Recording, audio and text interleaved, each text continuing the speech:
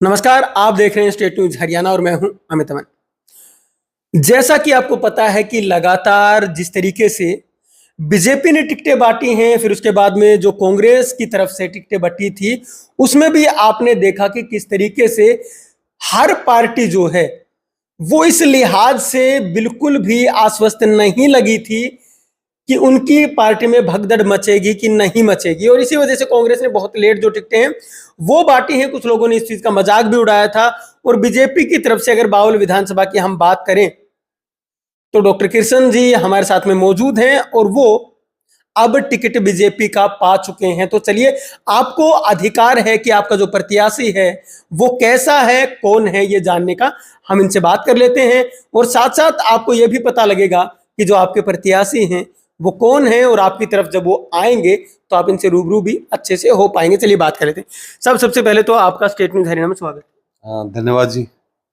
Sir, आपकी जो जनता है वो सबसे पहले ये जानना चाहती है कि जो मेरा प्रत्याशी है वो कौन है, कैसा है, कहां से है, और उनको अगर टिकट मिली है तो फिर वो हमारे बीच जब आएगा तो कुछ जानकारियां वो जानना चाहेंगे।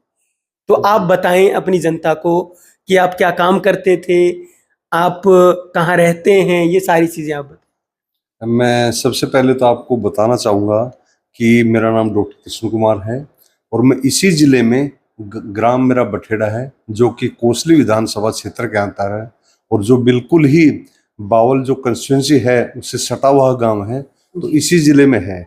और मेरा जो नौकरी का कार्यकाल था तो स्वास्थ्य विभाग में मैं बतौर सिविल सर्जन यहाँ रेवाड़ी में 2017 दिसंबर से लेकर 2020 जनवरी तक। उसके बाद कोविड की जो सेकंड वेव थी, जो महामारी थी, उसमें मैं 2 बार भी सेवाएं दे चुका हूँ। तो इस तरह मेरे कार्यकाल बतौर सिविल सर्जन 2 बार मेरा रह चुका है। बिल्कुल।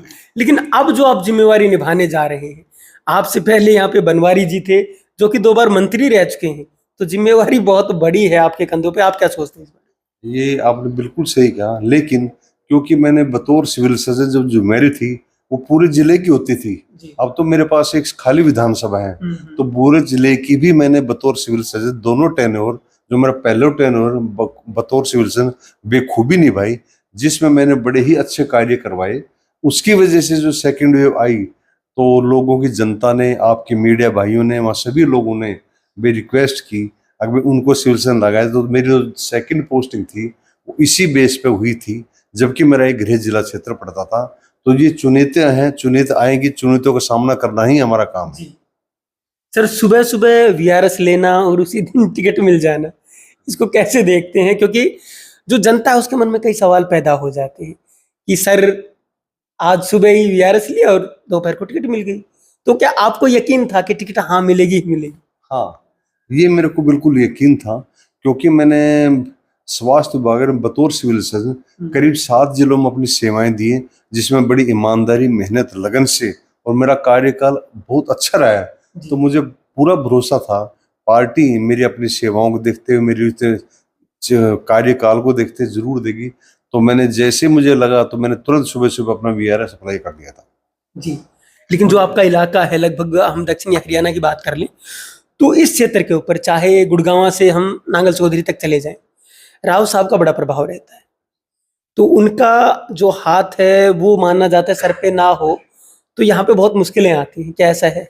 ये बिल्कुल ठीक है, क्योंकि अहिरवाल क्षेत्र में हमारे माननीय राव इंद्रजीत सिंह जी, जो कि यहाँ के कदावर नेता हैं, जिनकी इतने सालों से साफ छवि, अच्छी नीति और अच्छी नियत है, उनकी बदौलत या कुछ नहीं हो सकता। उनकी बदौलत से ही मुझे भारतीय जनता पार्टी ने मुझे इसमें मैदान में उतारा और टिकट दिया है।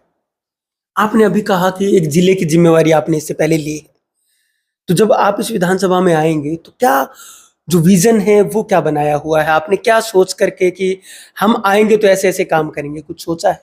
हाँ, ये बिल्कुल ठीक कहा, क्योंकि जैसे बतौर सिविल सर्जन मैंने यहाँ पे काम किया है, तो यहाँ का मैं भौगोलिक स्थिति, लोगों के बारे में काफ़ी चीज़ें मुझे ऑलरेडी पता है। क्योंकि जब जिला प्रशासन समय समय में मीटिंग होती थी तो उसमें इंटर डिपार्टमेंटल, जैसे बिजली विभाग, इरिगेशन, उसका हर तरह के, और अपने आपका समाज कल्याण, सब तरह के होते हैं। तो लोगों की बेसिक क्या क्या चीज़ें होती है भाई, आयुष्मान कार्ड, उसके बाद परिवार पहचान पत्र, त्रुटियाँ, उसके बाद जमाबंदी, नकलबंदी, बिजली से रिलेटेड छोटी छोटी बेसिक समस्या होती है। अगर हम लोग, क्योंकि उस टाइम का मेरा अनुभव है, अगर किसी की बात सुन ली जाए, अगर वो उसका मौके पे निदान किया जाए तो आगे गिरने से नहीं बढ़ते। तो ये मेरा मानना है।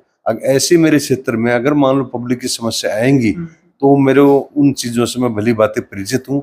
और रही अगर मोटी चीज़ें तो बेसिक आपका स्वास्थ्य, शिक्षा, एजुकेशन, ये बड़ी बेसिक चीज़ें हैं। इसमें मेरा फोकस खुद रहेगा। और उसके बाद इंफ्रास्ट्रक्चर क्योंकि इंडस्ट्रियल एरिया, औद्योगिक क्षेत्र है और इसमें आबादी 10 साल पहले कुछ और थी, 5 साल पहले कुछ और थी और नए सेक्टर भी डेवलप हो गए। उसके हिसाब से भी मुझे सोचना पड़ेगा और उसके हिसाब से मैं काम करूँगा। बिल्कुल सर, जैसे कि आपने बताया कि औद्योगिक क्षेत्र है तो चुनौतियां और भी बढ़ जाती हैं अगर स्वास्थ्य को लेकर के बात की जाए, क्योंकि ऐसी ऐसी इंडस्ट्रियां लगी होंगी जिनसे कि जो प्रदूषण है वो होने का खतरा बढ़ जाता होगा और भी काफ़ी चीज़ें ऐसी होती हैं। तो इनसे निपटने के लिए क्या कुछ अलग किया जाए? देखो, इसमें जब करें चुनौती आएगी, प्रदूषण का पोल्यूशन डिपार्टमेंट ऑलरेडी ही काम कर रहा है। तो आजकल कोई भी चीजें, बिल्डिंग हो या जो भी XYZ चीज हो, बिना NOC, बिना परमिशन चीजें नहीं बनती। तो उसके ली जाएगी, तो उसमें कोई ऐसा इशू नहीं आता, क्योंकि हमारे साथ में NCR रीजन है, गुड़गांव, फरीदाबाद, वहाँ सारी चीज चली हुई है। अगर बीजेपी की बात करें तो आप लोग बीजेपी के जितने भी कैंडिडेट हैं, स्पेशली आपसे पूछ लेता हूँ, आप क्या मान के चल रहे हैं कि बीजेपी कितने का आंकड़ा पार कर सकती है? देखो, आंकड़े का तो मैं प्रेडिक्शन नहीं करूंगा, लेकिन ये जरूर है आगे तीसरी बार भी बीजेपी की सरकार बनेगी, क्योंकि 10 साल का कार्यकाल मैंने देखा हुआ है। स्टेट में भी, सेंटर में, विकास के कार्य हो, स्वास्थ्य के कार्य हो या पब्लिक हेल्थ के कार्य हो, काफी मात्रा में लोग हैं। और उसके बाद जैसे CM विंडो, जन समाधान शिविर भी हमारी सरकार ने पीछे लगाए थे, बीजेपी सरकार ने। उससे आम जनता को इधर उधर नहीं भटकना पड़ा, दफ्तरों के चक्कर कम हुए हैं और नौकरियों में भी ये चीजें बड़ी सुविधा मिली है। बिल्कुल। अच्छा, आप एक बात ये बताएं कि आपकी जो जनता है, जो आपको वोट देना चाहती है, जो आपके साथ कंधे से कंधा मिलाकर खड़ी होगी आगे, तो उसको क्या कहना चाहते हैं? आपको वोटर को क्या कहना चाहते हैं? मैं वोटरों से अपील करूंगा, क्योंकि जैसा कि मैंने बताया, स्वास्थ्य विभाग में बतौर सिविल सर्जन मैंने यहाँ पे काम किया है। तो मेरे काम को देखते हुए, मेरी छवि को देखते हुए, और जितना मैंने कोविड कार्यकाल में बावल सिविल अस्पताल में मैंने हॉस्पिटल को बनाया, यहाँ भी मैनेज किया, सारी चीजें देखते हुए, क्योंकि जो मेरा बेदाग कार्यकाल रहा है, तो मुझे उम्मीद है कि भी सारी जनता बावल के मेरे साथ खड़ी होगी और मुझे अच्छे वोटों के मार्जिन जिताएगी। डॉक्टर साहब, आपका कीमती समय देने के लिए आपका बहुत बहुत धन्यवाद। धन्यवाद जी। तो जैसा कि आपने देखा कि डॉक्टर साहब ने जो अपने बारे में जानकारियां दी हैं, हो सकता है आप में से कुछ लोग जानते भी हों और ये भी हो सकता है कि आप लोगों में से कुछ लोग ना भी जानते हों। तो आपको जानने के लिए भी बहुत कुछ मिलेगा, लेकिन अब ये आपके बीच में वोट मांगने के लिए भी आने वाले हैं, तो उस समय आपका भी फर्ज बनता है कि आप अपने प्रत्याशी को जान लें, सोच समझ के वोट भी करें। लेकिन साथ साथ सबसे बड़ी बात जो है वो ये है कि 5 तारीख को आपकी जो वोटिंग है वो होनी है।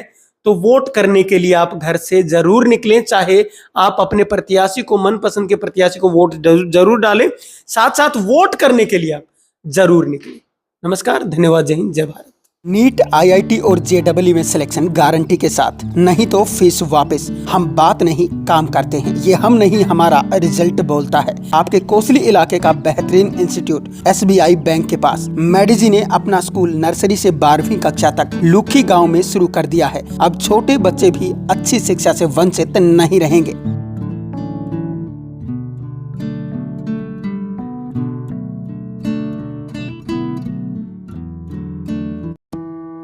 26 सालों का अनुभव अब संवारेगा आपके बच्चे का भविष्य। श्री भगवान जी लाए हैं डहीना एरिया के लिए बेहतरीन शिक्षण संस्थान Lord Krishna senior secondary school, आपके नजदीकी गांव निमोट में।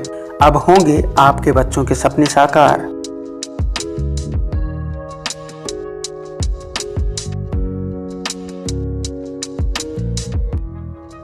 हम आपको विश्वास दिलाते हैं कि इस संस्था में आपके बच्चे का भविष्य सुरक्षित रहे, जहां IIT, PMT, ग्लेड, CA, CPT, NDA, Sainik school और मिलिट्री स्कूल सभी कंपटीशन की तैयारी करवाई जाएगी।